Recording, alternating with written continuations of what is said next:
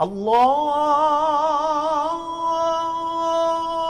Akbar, Allahu Akbar. Assalamualaikum warahmatullahi wabarakatuh. Alhamdulillah alladzi bi ni'matihi tatimmus shalihat wa bi fadlihi tatanazzalul barakatu wal khairat wa bi taufiqihi tatahaqqaqul maqasid wal ghayat. Asyhadu an la ilaha illallah wa asyhadu anna Muhammadar Rasulullah. Allahumma salli wa sallim ala sayyidina Muhammad wa ala alihi wa sahbihi ajma'in, amma ba'du.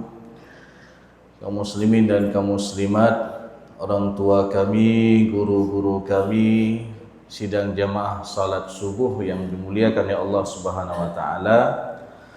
Pertama-tama marilah kita memanjatkan puji dan syukur kita kepada Allah Subhanahu wa taala yang masih memberikan kita nikmat iman, nikmat sehat, dan juga nikmat kesempatan untuk membuka mata pada pagi yang berbahagia ini.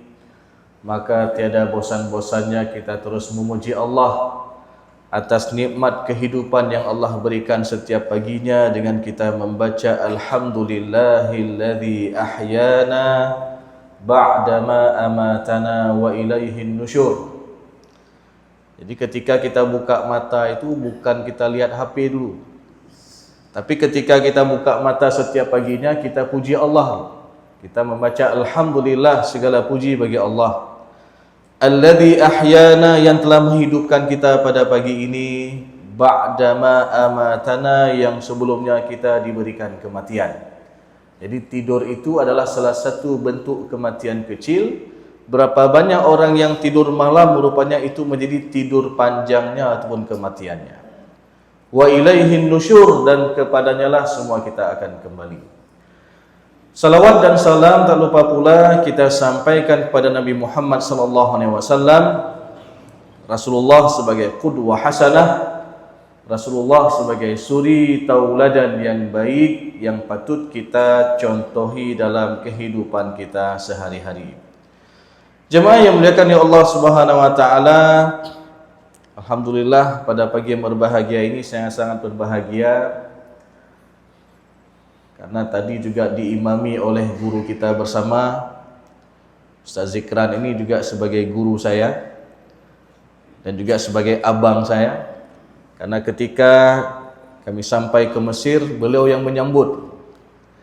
Bahkan beliau ajak ke rumah Ustaz Zikran dan kami tinggal bersama di Mesir. Kemudian tidak hanya itu, ketika melanjutkan S2 di Malaysia, kami juga sama-sama satu rumah. Jadi hari ini reuni dengan Ustaz Zikran ya. Jadi mudah-mudahan Ustaz Zikran selalu diberikan kesehatan dan keberkahan. Amin ya rabbal alamin. Dan jemaah yang dimuliakan oleh Allah Subhanahu wa taala, pada pagi yang berbahagia ini kami diberikan amanah untuk menyampaikan tentang sebuah ilmu yang sangat penting. Yang mana ilmu ini jemaah yang muliakan oleh Allah Subhanahu wa taala, di dalam hadis Rasulullah itu setara dengan ilmu Al-Qur'an. Maka dalam hadis Rasulullah disebutkan ta'allamul Qur'an wa 'allimuhun nas wa ta'allamul fara'idha wa 'allimuhan nas.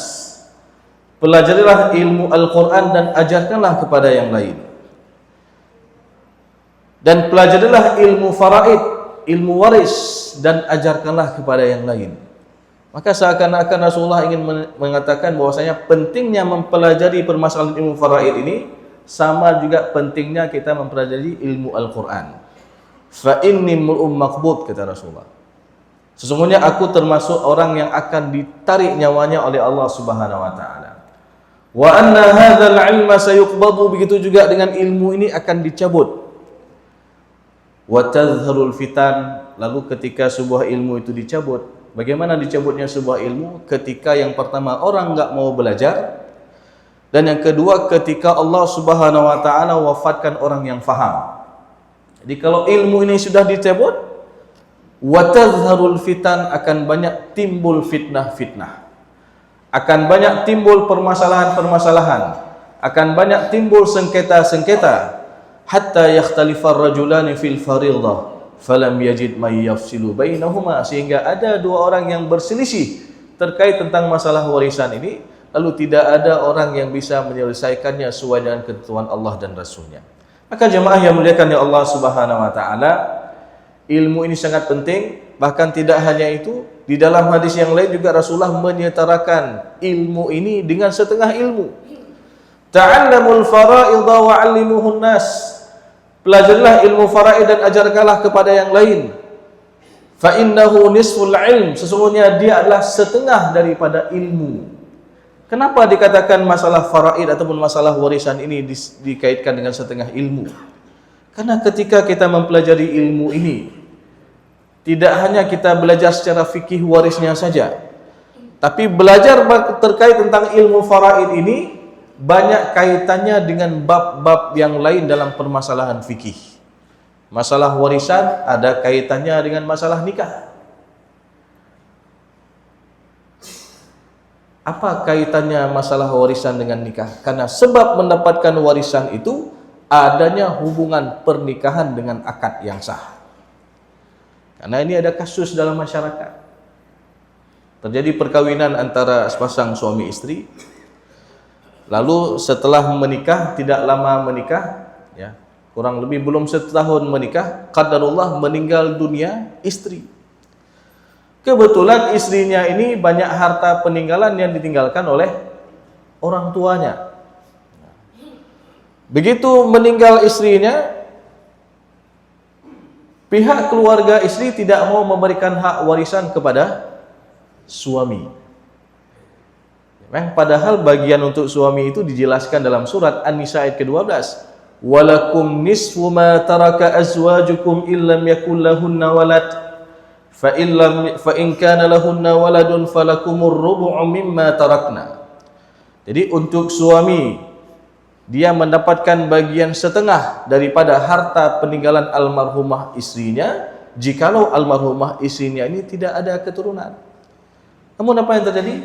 Pihak keluarga istri tidak mau memberikan hak kepada suaminya. Katanya apa? Nyan mangata ilintunya, merempok setengah harta. Nyan le merempok setengah harta yang kawin lain loh. Jadi ini jemaah yang muliakan ya Allah SWT. Terkadang orang banyak mempertimbangkan masalah perasaan daripada permasalahan hukum itu sendiri, jemaah yang muliakan ya Allah SWT. Maka ini perlu kita ketahui bahwasanya permasalahan warisan ini ada kaitannya dengan permasalahan pernikahan. Maka ketika seseorang menikah dengan akad yang sah, maka mereka saling mewarisi satu dan yang lainnya ketika mereka dipisahkan dengan kematian.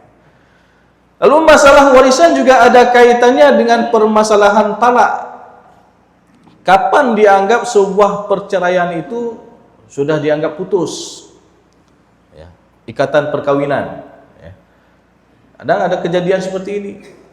Ketika seorang suami mengucapkan kalimat talak, ya, saya talak kamu, jatuh talaknya. Sehingga istrinya menjalani masa iddah. Lalu jemaah yang muliakan ya Allah Subhanahu wa taala, masa iddah bagi seorang istri yang ditalak oleh suaminya ini adalah 3 kali quru ataupun 3 kali haid ataupun 3 kali suci. Ini ada perbedaan pendapat ulama. Nah, yang terjadi jemaah yang muliakan ya Allah Subhanahu wa taala, baru 1 kali haid ataupun 1 kali suci istrinya berjalan dalam menjalani masa iddah ini, ataupun kurang lebih baru 1 bulan berjalan. Qadarullah meninggal dunia suami. Nah, pertanyaannya, apakah di sana ada hak untuk istri yang sudah ditalak tadi yang sedang menjalani masa iddah ini? Maka di sana ada hak. Allahu Akbar.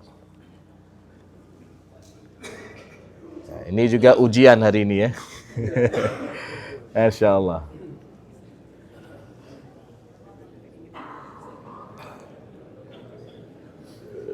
Ini tak prehele atau tak lanjut? Dia dengar? Okay. Baik. Jadi jemaah yang muliakan ya Allah Subhanahu wa taala, ketika seorang suami mengucapkan kalimat talak tadi yang sedang menjalani masa iddah, lalu meninggal dunia suami, maka untuk istrinya ini masih ada hak, karena ini belum putus hubungan suami istri. Tapi kalau udah selesai masa iddah, itu baru tidak ada hak untuk mantan suami, tidak ada hak untuk mantan istri. Jadi ini jemaah yang muliakan Allah SWT. Masalah warisan ada kaitannya juga dengan masalah talak. Masalah warisan juga ada kaitannya dengan permasalahan nasab. Ya. Di masalah nasab ini penting jemaah yang muliakan Allah SWT, karena akhir-akhir ini kita melihat kadang banyak orang yang mengadopsi anak ataupun mengangkat anak, lalu dibuat status di kakaknya sebagai anak kandung. Ini adalah satu kebohongan. Ketika telah terjadi satu kebohongan, akan terjadi kebohongan yang berkelanjutan. Kalau misalkan yang diangkat anak ini adalah anak perempuan, lalu anak tersebut sudah beranjak dewasa, sudah balik dia, tentu ini bukan mahram bagi orang tua angkatnya. Ada batasan-batasan yang harus dijaga. Kemudian jemaah yang muliakan ya Allah Subhanahu wa taala, ketika anak angkat yang perempuan ini sudah dia sampai ke usia dia menikah, maka enggak boleh orang tua angkatnya menjadi wali nikah. Ya. Kalaupun dinikahkan ini bahaya nih. Karena apa? Tidak sesuai dengan aturan yang berlaku. Kemudian kebohongan berkelanjutan lagi dalam masalah warisan nanti. Jadi ketika meninggal orang tua angkatnya, maka untuk anak angkat ini sebenarnya dia tidak ada hak warisan. Karena sebab mendapatkan warisan itu adalah adanya hubungan nasab ataupun adanya hubungan darah. Ya. Jadi ini jemaah yang muliakan ya Allah Subhanahu wa taala. Masalah warisan juga ada kaitannya dengan masalah ilmu-ilmu yang lain, termasuk ilmu hisab. Jadi jemaah yang muliakan ya Allah Subhanahu wa taala, masalah warisan ini ada kaitannya dengan ilmu hisab, ilmu matematika. Yang sebagian orang mengatakan bahwasanya dan ilmu matematika hanya penting. Ini ilmu matematika ilmu umum, kan ilmu agama. Padahal kalau kita lihat matematika dasar itu ada di dalam Al-Quran. Kalau ditanya, ada nggak tambah-tambah di dalam Al-Quran? Ada. Penjumlahan di dalam Al-Quran disebutkan dalam surat Al-Kahfi ketika Allah menyebutkan lamanya Ashabul Kahfi berada di dalam gua. Walabithu fi kahfihim 300 sinina wazdadu tis'a. Jadi Ashabul Kahfi berada dalam gua selama 300 tahun, wazdadu tis'a, ditambah 9 tahun. Berarti berapa tahun? 309 tahun. Ya. Dan kenapa enggak langsung Allah sebutkan 309 tahun? Kenapa kalimatnya harus ada penjumlahan? Maka di sana Allah ingin mengajarkan kepada kita tentang masalah penjumlahan di dalam Al-Quran. Lalu kalau ditanya, ada nggak kurang-kurang di dalam Al-Quran? Ada juga. Jadi pengurangan di dalam Al-Quran, di dalam surat Al-Ankabut ayat ke-14, ketika Allah menyebutkan lamanya Nabi Nuh mendakwahi kaumnya, alfasanatin illa khamsina ama. Jadi Nabi Nuh mendakwahi kaumnya selama 1000 tahun kurang 50 tahun. Berarti berapa tahun? 950 tahun. Kenapa enggak langsung Allah sebutkan 950 tahun? Kenapa redaksinya harus 1000 kurang 50? Maka ini juga secara tidak langsung Allah ingin mengajarkan pengurangan di dalam Al-Quran. Kemudian bagian pecahan juga Allah sebutkan dalam Al-Quran. Di sana Allah menyebutkan tentang bagian hak ahli waris, ada yang dapat bagian 1/2, 1/3, 1/4, 1/6, 1/8 dan 2/3. Maka jemaah yang muliakan ya Allah Subhanahu wa taala, benarlah sabda Rasulullah yang mengatakan fa innaha nisful ilm, sesungguhnya dia adalah setengah daripada ilmu. Maka oleh karena itu jemaah yang muliakan ya Allah Subhanahu wa taala, penting kita untuk sama-sama mengetahui tentang masalah warisan ini, karena bicara tentang masalah ilmu faraid ataupun ilmu waris ini, kita bicara tentang masalah hak. Jangan sampai kita menzalimi hak daripada ahli waris yang lain. Dan terkadang jemaah yang muliakan ya Allah Subhanahu wa taala, kita juga kadang-kadang menganggap remeh tentang masalah ini. Bahkan ada yang sampai berani memakan hak saudaranya sendiri. Maka ini hati-hati. Ketika dia memakan harta orang lain, ketika dia memakan hak orang lain, berarti dia telah memakan harta yang bukan haknya. Berarti dia telah memakan harta yang haram. Dan di dalam Al-Quran Allah Subhanahu wa taala berfirman, "Wa ta'kuluna at-turatha aklan lamma wa tuhibbunal mala hubban jamma." Jadi ada di antara mereka yang memakan harta warisan itu dengan mempercampur adukkan antara harta yang halal dengan yang haram. Dia tahu dari sepetak tanah harta peninggalan orang tuanya itu ada hak dia, tentu itu halal bagi dia. Dia juga tahu dari sepetak tanah harta peninggalan orang tuanya ini ada hak saudaranya, ada hak abangnya, ada hak adik-adiknya, tapi dia kuasai semua. Berarti ini secara tidak langsung dia telah mempercampur adukkan antara harta yang halal dengan yang haram. Maka jemaah yang muliakan ya Allah Subhanahu wa taala, bicara terkait tentang masalah warisan ini, kadang-kadang orang menganggap remeh dosa-dosa yang diakibatkan daripada masalah warisan ini, sengketa warisan ini. Yang mana ketika telah terjadi keributan ataupun sengketa masalah warisan ini, pasti secara tidak langsung dia telah melakukan beberapa dosa-dosa besar. Apa dosa yang pertama? Dosa yang pertama adalah dia memutuskan silaturahim. La yadkhulul jannah qati'. Ya, tidak akan masuk surga orang yang memutuskan tali silaturahim. Karena jemaah yang muliakan Allah SWT, banyak kita dengar karena ribut masalah harta warisan antara abang beradik sampai enggak ngomong-ngomong lagi. Sampai enggak silaturahim lagi. Waktu hari raya biasa saling kunjung-kunjung, tapi hari ini karena ribut masalah harta warisan, mereka tidak saling kunjung. Mereka tidak saling sapa, seakan-akan itu sudah jadi orang lain. Padahal mereka lahir dari rahim yang satu, jemaah yang muliakan Allah Subhanahu wa taala. Bahkan ada yang sempat mengatakan, "Ustaz, nyan mati lu hana lumpuh maah ji." Nauzubillah min dzalik. Maka jemaah yang muliakan Allah Subhanahu wa taala, ini ketika ada orang memutuskan tali silaturahim ini termasuk dosa besar. Karena Rasulullah mengatakan tadi, la yadkhulul jannah qati'. Tidak akan masuk ke dalam syurga orang yang memutuskan tali silaturahim. Bahkan jemaah yang muliakan ya Allah Subhanahu wa taala, dosa yang diakibatkan daripada permasalahan warisan ini juga ketika dia memakan hak yang bukan haknya.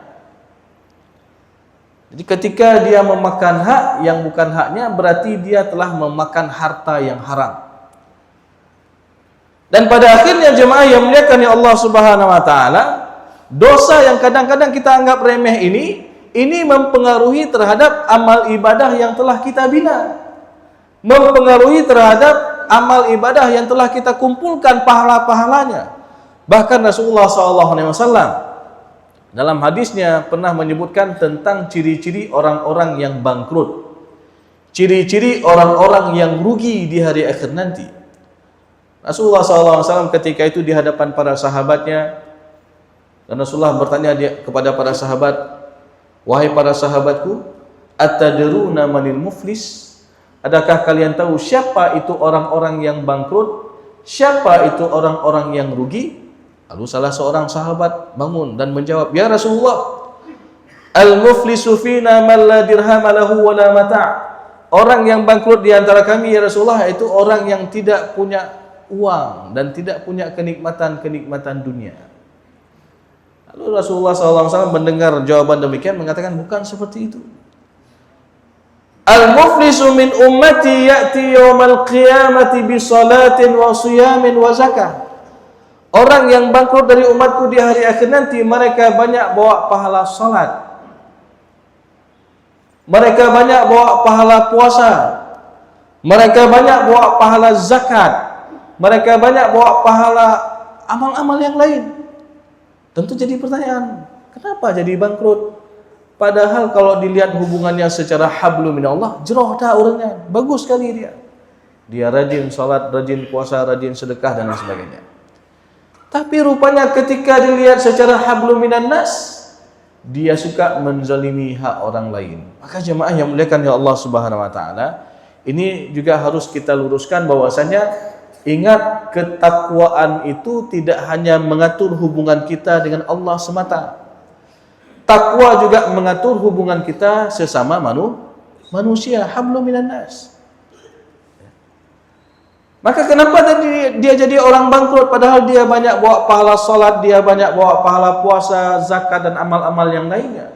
Lalu ketika dilihat secara hablum minan nas, kata Rasulullah, dia suka menzalimi orang lain. Qad syatama hadha wa qadhafa hadha wa akala mala hadha wa daraba hadha wa safaqa dama hadha. Jadi setidaknya ada 5 bentuk kezaliman yang Rasulullah sebutkan dalam hadis ini. Yang pertama, dia suka buat keributan dengan orang lain. Yang kedua, dia suka memfitnah orang lain. Yang ketiga, dia suka memakan hak dan harta orang lain. Yang keempat, dia suka memukul orang lain. Dan yang kelima, dia suka melakukan tumpah darah terhadap orang lain. Maka jemaah yang muliakan ya Allah Subhanahu wa taala, dari 5 bentuk kezaliman yang Rasulullah sebutkan di dalam hadis ini hampir setiap hari kita lihat di lingkungan kita sehari-hari. Ya. Pertama, ada orang yang suka buat keributan, ribut-ribut. Yang kedua, ada orang yang suka memfitnah orang lain, menyebarkan berita hoaks dan lain sebagainya. Kemudian yang ketiga, ada kasus mengambil harta orang lain, pencurian, korupsi dan lain sebagainya. Kemudian ada kasus pukul-pukul, ya, atau tawuran dan lain sebagainya. Dan ada yang sampai pembunuhan ataupun tumpah darah. Dan terkadang jemaah yang muliakan ya Allah Subhanahu wa taala, tanpa kita sadari, ketika kita melihat dalam sebuah kasus sengketa warisan ini, 5 ini terjadi. Jadi 5 bentuk kezaliman ini terjadi dalam satu masalah, yaitu dalam masalah sengketa warisan. Yang pertama apa? Ribut antara abang beradik. Ya. Ribut. Yang satu mengatakan, nyo jaman kagak hibah ke lon ayah. Yang satu lagi mengatakan, kamu hana berdepa lah kau. Ya. Ada juga kasus yang lain yang terjadi juga di sini di Banda Aceh. Ketika duduk musyawarah ahli waris, satu anak mengklaim bahwasanya nyan jaman tanah yang na di daerahnya dan kalau lumlo ba ayah jaman. Jadi klaim anak ini bahwasanya ada satu petak tanah itu sudah terjadi jual beli antara dia dengan ayahnya. Ayahnya sudah almarhum. Tapi ini tidak diketahui oleh ahli waris yang lain. Sehingga yang lain ini mengatakan, kamu hana berdepa, kamu nahak si sinan. Ya. Memenyena bukti pembelian ataupun jual beli, mana buktinya? Paduk de blow jaman. Dan lalu mereka sama-sama keras. Yang satu keras ingin mengatakan bahwasanya di sana ada jual beli, yang satu lagi mengatakan itu tidak ada. Jadi ribut-ribut di situ. Ya. Dan waktu itu saya diminta melakukan mediasi tentang masalah hal ini di rumah tersebut. Ya. Jadi rupanya sampai di situ udah terjadi keributan. Ya. Saya diam saja. Ya. Lalu akhirnya saya mengatakan, nyo undang lon kedengar urung karu atau kibar. Ya. Kalau untuk mendengar ribut-ribut ini saya minta izin. Ya. Lalu akhirnya diberikan kesempatan saya bicara, lalu saya berikan nasihat tentang masalah kejujuran ini. Ya. Jadi kejujuran ini sangat penting jemaah yang muliakan ya Allah Subhanahu wa taala. Karena permasalahan warisan ini erat kaitannya juga dengan terkait tentang masalah kejujuran. Ya. Ketika ada di antara ahli waris yang tidak jujur, ya, maka di situ akan terjadi permasalahan. Apalagi jemaah yang muliakan Allah Subhanahu wa taala, masalah kejujuran ini juga adalah masalah penting dan ini setiap hari kita minta sama Allah Subhanahu wa taala. Di mana kita minta? Ketika kita membaca suratul Fatihah. Ya. Yang sambil dalam Allah. Kita minta kepada Allah, ihdinas siratal mustaqim. Ya Allah, tunjuklah kami selalu ke jalan yang lurus. Siratal ladzina an'amta alaihim, yaitu jalan-jalan yang telah Kau berikan nikmat ke atas mereka. Siapa itu orang-orang yang telah Allah berikan nikmat itu? Maka ayat ini ditafsirkan dengan ayat yang lain dalam surat An-Nisa ayat ke-69. Wa may yuti'illaha wa rasulahu fa ulaika ma'al ladzina an'ama Allahu 'alaihim minan nabiyyin was-siddiqin wasyuhada was-salihin wa hasuna ulaika rafiqa. Jadi orang-orang yang telah Allah berikan nikmat ke atas mereka itu adalah termasuk yang pertama para anbiya, para nabi-nabi. Kemudian yang kedua as-siddiqin, orang-orang yang senantiasa benar, orang-orang yang senantiasa jujur. Ini kan selalu kita minta sama Allah.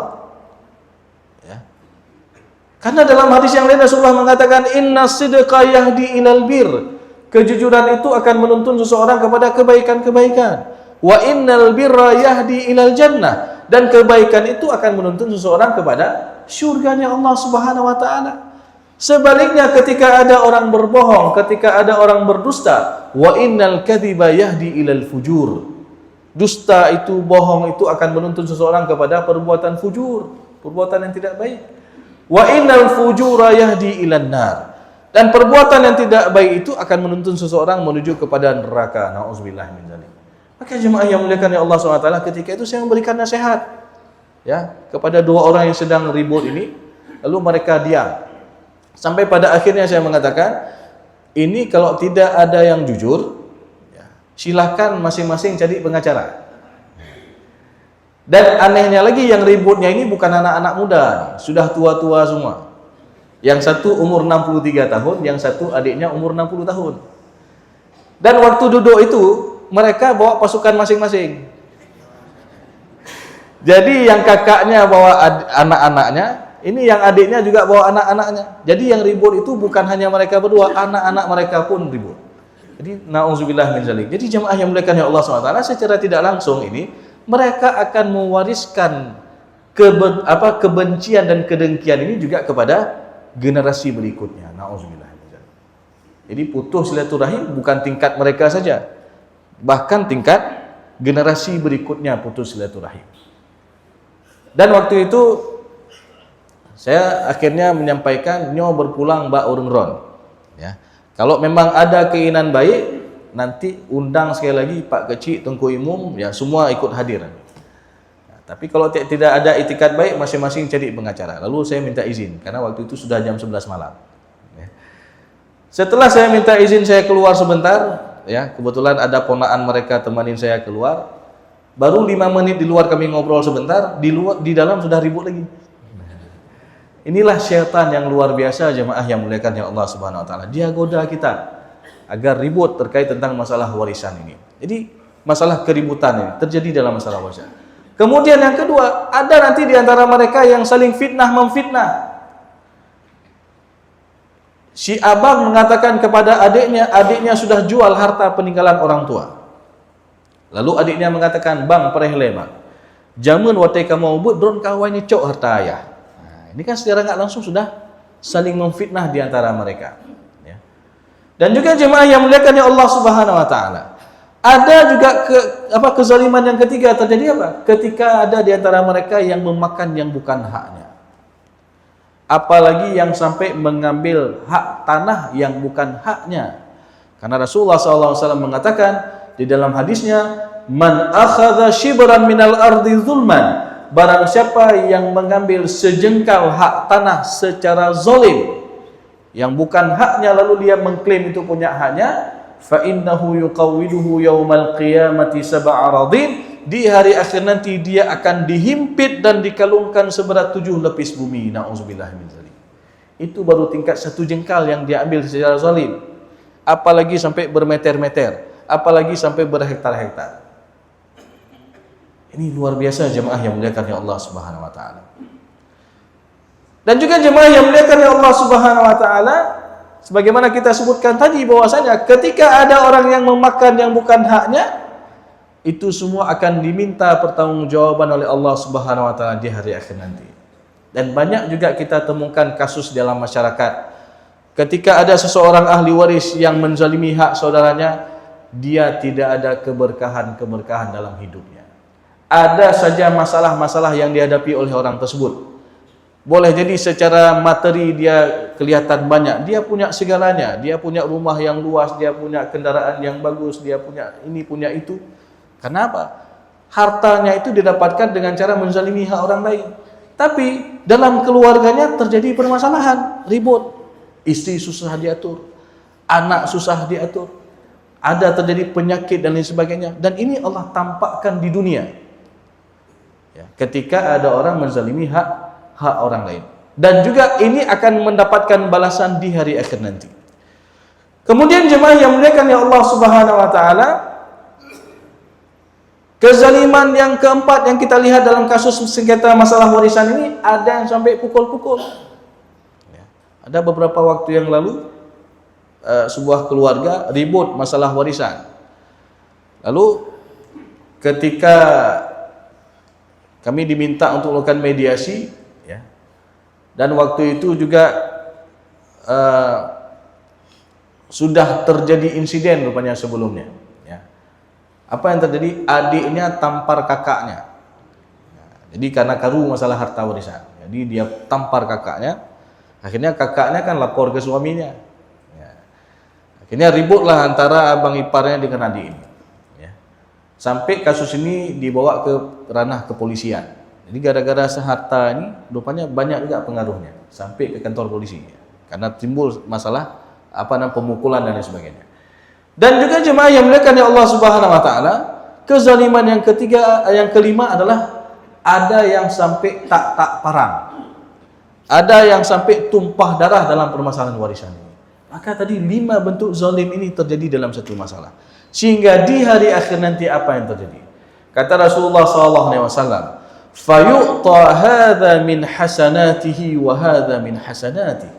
Akan diambil pahala-pahala kebaikan dia tadi. Mungkin dia banyak bawa pahala salat.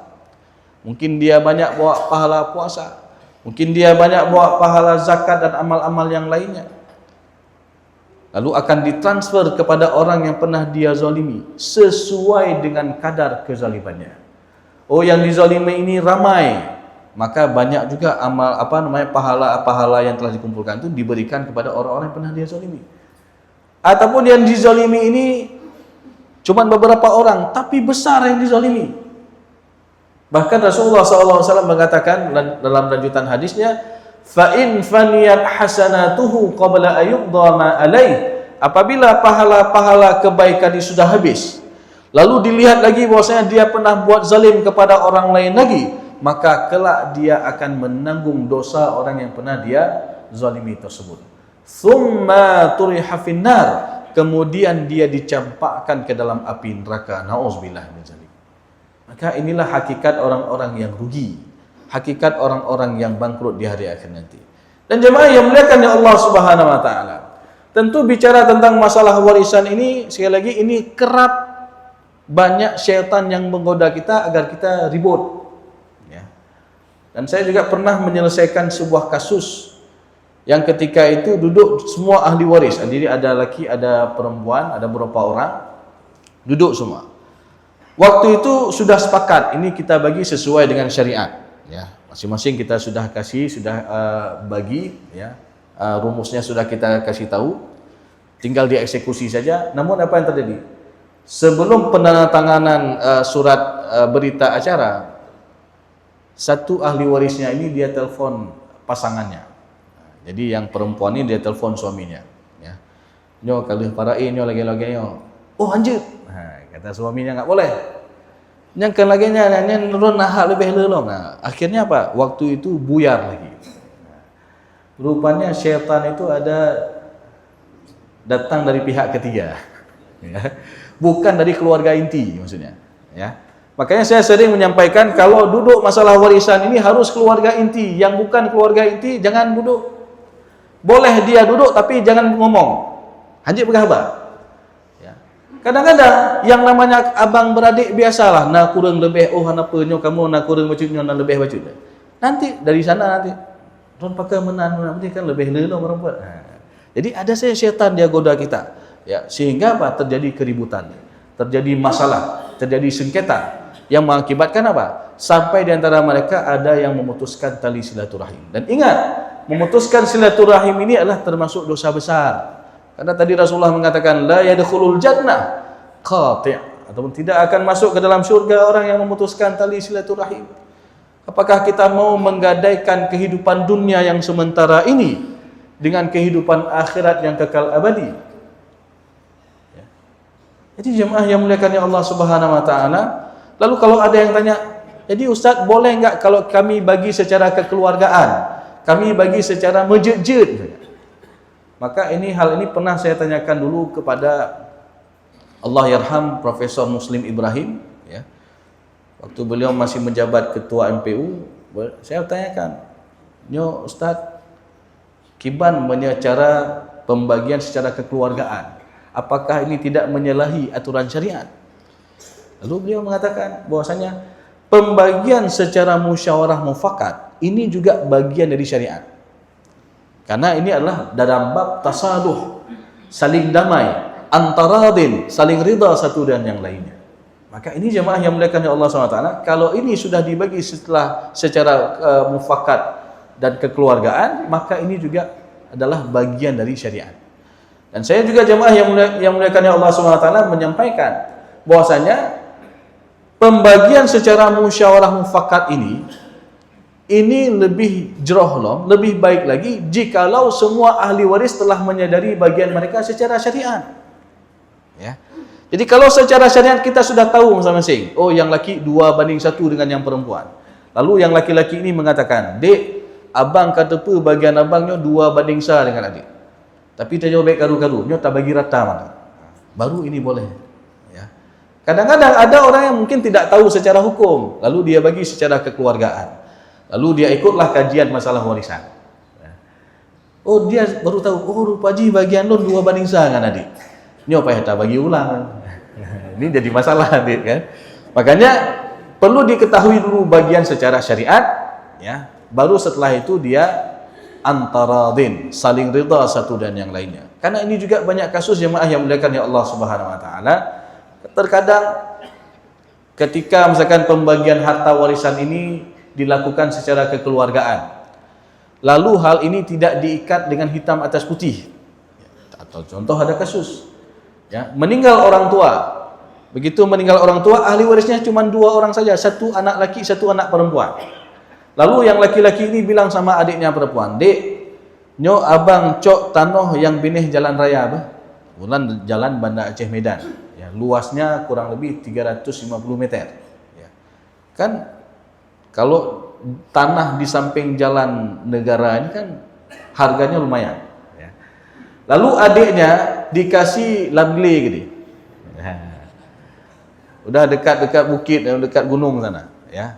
Walaupun tanah jumlahnya sekitar 500. Nah, kalau secara meternya lebih luas adiknya, tapi secara nilainya lebih luas abangnya. Waktu itu adiknya nggak masalah, dia sih bang. Yang penting dia baik garu-garu. Nah, akhirnya mereka sepakat dan lalu beberapa tahun kemudian apa yang terjadi? Rupanya tanah adiknya ini kena jalan tol. Yang sudah ada nilai, ya. Ketika diketahui oleh abangnya bahwasanya tanah adiknya ini akan terkena perluasan jalan tol, lalu kata abangnya, "Nyo, dik, payah dah bagi ulang." Ya. Kenapa ini terjadi? Karena di awal tadi tidak ditulis. Ya. Waktu itu adiknya nggak setuju, ya, sampai ribut ini. Maka ini jemaah yang muliakan Allah SWT, di sana sekali lagi ada celah-celah syaitan yang menggoda kita agar kita ribut terkait tentang masalah warisan. Makanya kalau pembagian secara musyawarah mufakat itu terjadi, jangan lupa dibuat hitam atas putih. Tulis poin-poin kesepakatan apa dan tanda tangan semua ahli waris, dan itu menjadi pegangan bagi semua ahli waris. Kalau tidak, ini akan terjadi celah, ya. Syaitan dia goda kita, sehingga apalagi kalau sudah ada perubahan nilai, ya, perubahan nilai harta itu sendiri, ya, maka ini akan timbul bisikan-bisikan syaitan, sehingga ini akan terjadi keributan terkait tentang masalah warisan. Maka oleh karena itu jemaah yang muliakan ya Allah Subhanahu wa taala, sekali lagi ini menjadi sesuatu hal yang penting yang perlu kita perhatikan. Jangan sampai kita menzalimi hak orang lain, karena ketika kita menzalimi hak orang lain, maka setidaknya kita telah melakukan beberapa dosa-dosa besar. Yang pertama, kita memakan harta yang bukan hak kita. Kemudian yang kedua, kita memutuskan tali silaturahim. Dan boleh jadi yang ketiga, kita menyakiti perasaan orang tua kita. Karena kenapa? Harta ini adalah harta peninggalan dari orang tua. Kalau orang tua kita mengetahui bahwasanya dengan ditinggalkan harta ini akan terjadi keributan antara anak-anaknya, ya hanya tinggal dia kunci, luakah mandung ke masjid. Nah, ini kalau terjadi keributan, ya. Dan bahkan nauzubillah min dzalik, ada ketika ribut masalah warisan ini, wasiat orang tua pun tidak dijalankan oleh ahli waris. Orang tua sebelum meninggal sudah wasiat, nyone tanah yang tua masjid juk ke masjid. Gara-gara ribut antara ahli waris, akhirnya wasiat itu tidak dijalankan oleh ahli warisnya. Maka ini siapa yang dosa jemaah yang dimuliakan Allah SWT? Dosa ahli warisnya. Maka disebutkan di dalam surah Al-Baqarah ayat 180, "Faman baddalahu ba'dama sami'ahu fa innama itsmuhu 'alal ladzina yubaddiluna." Jadi barang siapa yang merubah wasiat setelah dia mendengarkannya, maka berdosalah orang yang merubah wasiat tersebut, selama wasiat itu tidak bertentangan dengan syariat Islam. Lalu kalau ditanya, ada nggak wasiat yang tidak sesuai dengan syariat Islam? Ada. Misalkan seperti ini. Ini sering juga terjadi dalam masyarakat kita. Ada orang tua kasih wasiat sama anaknya, nyone rumah induknya bek bublo-bublo bah. Rumah induk ini jangan jual-jual ya. Kalau ayah meninggal dunia, kalau emak meninggal dunia, rumah induk ini jangan jual-jual. Di sini tempat kalian kumpul.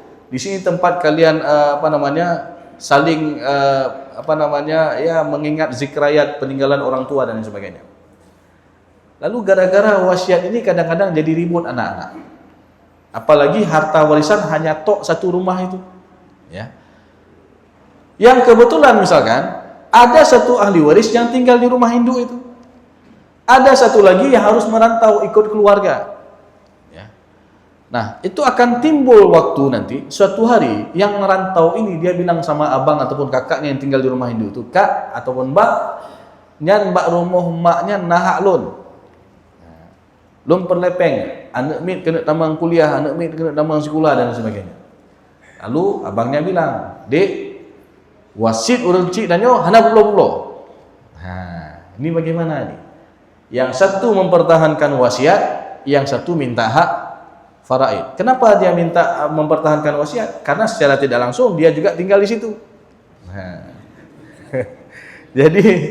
jadi jemaah yang dimuliakan oleh Allah SWT, ini bagaimana ini dalam hal ini? Maka kalau terjadi seperti itu, batal wasiat. Karena wasiat itu bukan berarti ini di atas segalanya. Ketika wasiat ini tidak sesuai dengan aturan syariat, maka batal wasiat itu. Karena kalau kita lihat dalam hukum wasiat, la wasiyata liwarithin illa ayyasha'a warathah. Tidak boleh wasiat itu diberikan kepada ahli waris kecuali atas dasar kesepakatan semua ahli waris. Bahkan dalam hadis yang lain juga Rasulullah mengatakan, "Innallaha qad a'ta kulladzi haqqin haqqahu fala wasiyata liwarithin." Sesungguhnya Allah telah menetapkan hak bagi tiap-tiap yang berhak, maka tidak boleh wasiat itu diberikan kepada ahli waris. Jadi sebenarnya wasiat itu diberikan untuk siapa? Wasiat itu diberikan untuk selain ahli waris. Untuk anak angkat boleh kasih wasiat karena dia bukan termasuk ahli waris. Untuk anak tiri boleh kasih wasiat karena dia bukan termasuk ahli waris. Untuk kemaslahatan umat, untuk masjid itu boleh kasih wasiat. Dan itu ada kadar maksimal, yaitu 1/3, nggak boleh seluruh harta.